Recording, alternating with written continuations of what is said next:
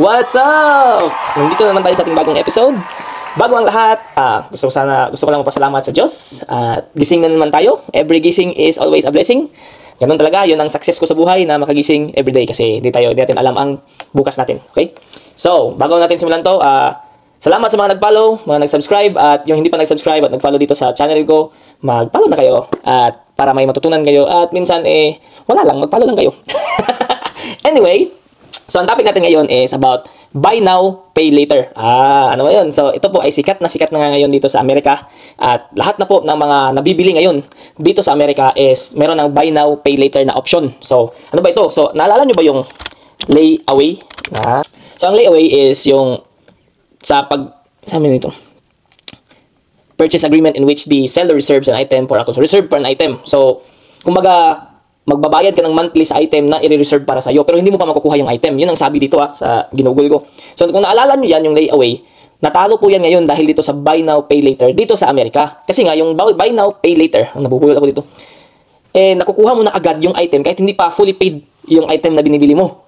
Di ba? Ang ganda? So, talagang nag-boom siya dito sa Amerika at talagang part na ngayon ng market na sa businesses, lahat ng businesses kahit ano pa, grocery, pharmacy, hardware, luxury items, yung mga luxury brands, meron na pong ganyan. At department store at kahit ano pa na dito sa Amerika, meron na pong buy now, pay later na mga options. Okay? So, i-share ko lang sa inyo kung yung nasaksihan ko dito at paano ito lumago at paano naging epektibo ito sa Amerika.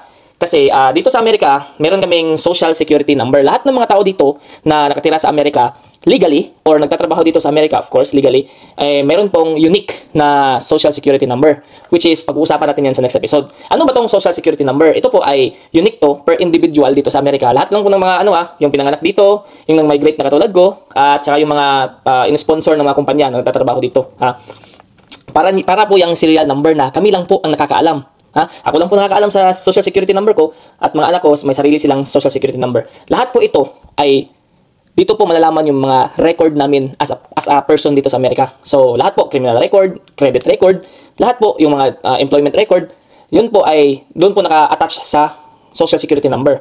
Kaya, naging epektibo itong buy now, pay later dito sa Amerika. Kasi, requirements po ng mga kumpanya dito is ilagay yung social security number mo para malaman nila kung ikaw ba ay nagbabayad ng husto sa mga utang, sa mga credit mo, kung meron ka bang good credit history. So, yan po. Kaya naging epektibo po siya dito at talagang lumago. So, meron akong short story kung paano ito nangyari. Siyempre, ginugol natin through Wikipedia yung source. Nagsimula na pala itong mga kumpanyang to before pandemic. So, ito yung ibabanggit ko sa inyo yung tatlong kumpanya na talagang boom na boom ngayon, na sumikat tapos marami nang sumunod. Okay? So, yung first three na talagang nag-boom is yung Klarna, siya yung nauna, tapos si Afterpay. So, itong dalawang to, similar po yung transaction nila. Bibili ka po ng item, halimbawa $100 na item, tapos through Klarna or through Afterpay, pareho po sila ng sistema. Babayaran mo in 4 payments. Tapos every 2 weeks pa yan. Ang galing, no? So, pero ang ano yan is makukuha mo na kagad yung item. Hindi tulad ng layaway na hihintayin mo pa na ma-fully paid bago mo makuha yung item. Itong Afterpay at Klarna, ang ginawa nila is pwede mo nang makuha yung item mo agad kahit hindi pa fully paid lahat. Kumbaga kasi nga, meron na silang record sa'yo. Kumbaga, yun lang, di ba? Na nalagay mo yung social security mo, na-aprubahan ka kasi mag-a-apply ka parang credit pero hindi naman siya nakaka-apekto sa credit score mo. Although, pag na-miss mo yung mga payments nila, yun na, magmamarka na yan sa'yo. Yun nga lang, di ba? So, kaya naging epektibo itong kumpanyang ito. So, nagsimula si Klarna at si Afterpay, halos magkasabay sila during pandemic. Kasi nga, naalala nyo yung sa pandemic, kung nandito na kayo sa Amerika or kung saan man kayo, di ba, halos hindi tayo makalabas sa bahay. Yun nga, parang Netflix and chill lang tayo doon dati, di ba? So, ang nangyari, dahil ang iba walang trabaho, di ba? Kami nga, pa kami noon, stimulus check galing sa gobyerno. Halos lahat ng mga tao dito sa Amerika nabigyan ng pera. So, pero yung pera yun hindi po sapat. Kumbaga pang lang tayo, pagtawid gutom lang yun ang binigay, no? Syempre, ayaw mo naman ubusin lahat ng pera mo. So, ang ginawa ngayon ng mga kumpanyang ito, si Afterpay, Klarna, dahil ito parang nag-boom sila yung nag-introduce sa karamihan. Pero matagal na po sila si Klarna is nagsimula daw 2015 na sa Sweden siya, Stockholm, Sweden yung headquarters niya. Tapos si Afterpay is around 2014. Nauna pa nga pero hindi talaga sila nag-boom until nagka-pandemic. So, yun talaga parang nag-boom sila kasi tulad namin na hindi talaga maraming pera, kumbaga meron kaming gustong bilihin, hindi po kami makakabili kasi nga, 'di ba, pandemic, wala kayong kikitain na pera, tapos gusto mong bumili pero ayaw mong i-fully paid ganun. So, talagang nag-boom sila. So, ngayon, ito po yung dalawa ngayon na nag-compete. At itong pangatlong kumpanya na ibabanggit ko sa inyo, ito ang parang nagpatalo sa kanila or parang naging kompetensya nila kasi itong pangatlong kumpanya, si Affirm ang pangalan, Ito naman, ang style niya, hindi po pay in full, kundi monthly payment. Kumbaga, dinaig na yung dalawa kasi, kayo, pay in full, kumbaga, isasabay nyo sa sahod ng mga tao dito sa Amerika. Kami, buwan-buwan, once a month, parang rent, parang nagbabayad ka ng mortgage or ng kotse mo, ganyan. So, mo yung $100 mo, pwede mong i-pay up to 6 months. So, ganoon, di ba? Parang i-divide mo yun ng so, doon na nagsimula. Si Affirm naman, ito talaga, later na to siya, parang 2020 nga, nakalagay, nakalagay 2020. Pero yung nag-boom siya is, yung pabalik na tayo, galing pandemic, 2021, 2022. So, yun, according to Wikipedia. So, yun nga, di ba? So, itong tatlong kumpanya to, ito yung parang main na company na talagang, nagpatanggal sa layaway system. Kumbaga, tapos na yung layaway history na yun, past na yun. Ngayon, ito na, buy now, pay later. Ngayon, ang catch nito, sa pagkakaalam ko, at meron din akong kasamahan natin sa trabaho na Amerikano, na sabi niya sa akin na tinry na raw yung Klarna na hindi niya binayaran. Ay, ito talagang to sa Pilipinas. Ewan ko kung magiging epektibo to sa Pilipinas. But anyway, sabi ng kasamahan ko, tinry niya na, syempre, kukunin yung item, makuha niya yung item, tapos babayaran mo agad yung first na out of the 4 payments. So, hindi niya binayaran yung the rest na payments. So, ang nangyari yata is parang hindi na siya pinagbigyan, parang binan siya ng Klarna. So, I don't know what's the penalty on that. Hindi ko pa naman nasubukan sa awan ng Diyos. Pero nasubukan namin ito, bumili na. Kung nakita niyo yung unang ko, di ba? May nakalagay yung sa Nike, bumili ako ng sapatos. Pero, yun nga, hindi ko pa nasubukan na i-miss yung payments. I don't know what's going to happen kung na-miss mo talaga yung buong payments, kung ba yung initial lang babayaran mo. Kasi nga, magmamarka yun sa'yo. Kung hindi mo nabayaran yun, halimbawa, isang beses ka lang nagbayad, ayaw mo nang bayaran the rest na 3 payments, yung sa Klarna after pay lang, yung pay in 4. Magmamarka yun sa social security mo. So, syempre sila mga kumpanya, mag-share sila ng information na, ito pala si hindi ko binayaran yan, wag niyong aprubahan, kasi mag-a-apply kayo eh. So, ngayon, ito po yung, yung parang medyo catch na, kumbaga, kung medyo mag-ingat lang tayo kung di ba? Kasi, baka makalimutan natin. Kasi as added bills na siya eh. Di ba? So, pero maganda to para sa mga mahilig sa sports na social climbing. Kasi, angat-angat kayo dyan. May yung mga luxury brands, di ba? Mabibili nyo na kaagad, makukuha nyo na agad. So, kung medyo competitive kayo sa sports na yan, gusto niyo meron talaga kayong mga LV, mga ganun, mga brands, mga ganun, pwede nyo nang makuha yun. I don't know if nag-join na ba yung iba. Hindi naman lahat pero may mga ibang brands na luxury brands na sumasali or meron ng ganito. Hindi ko pa alam, hindi pa ako sure kung meron na ba yung mga sikat na other brands. Pero I'm pretty sure, dadaanan yan kasi pera to kumbaga, mas epektibo siya dito sa Amerika.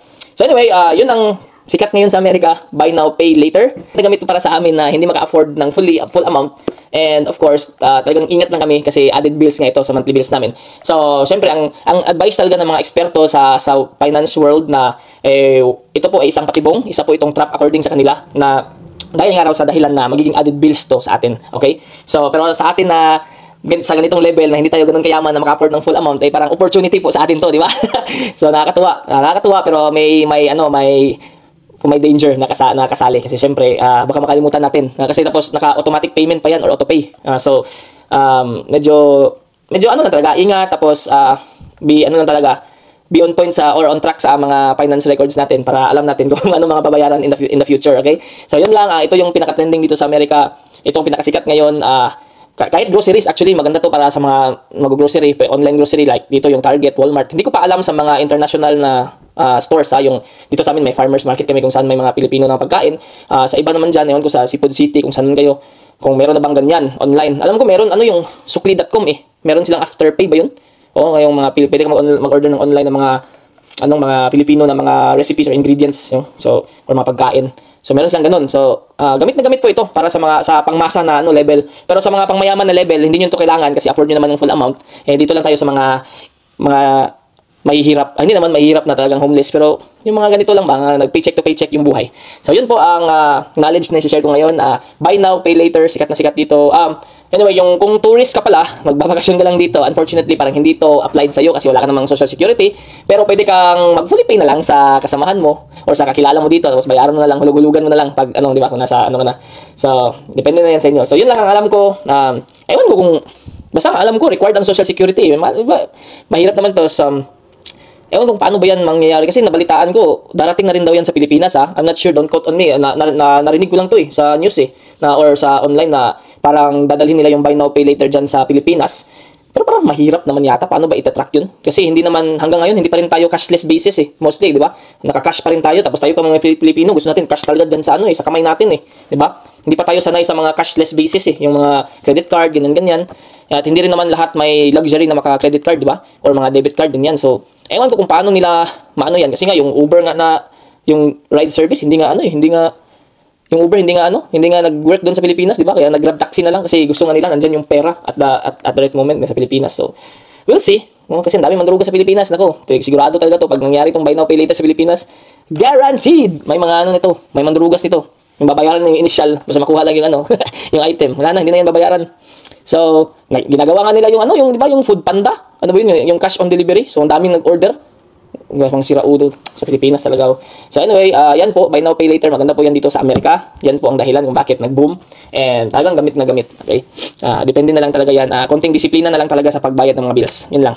Alright? So, yun po ang ating episode ngayon. Ang ingay ng ko ngayon kasi maganda yung panahon. Ang ingay ng environment ko ngayon. Sana maganda rin yung araw niyo dyan. Alright? See you sa next episode. Pag-usapan natin yung social security number kung ano ba yan dito sa Amerika. Okay? Alright? Adios!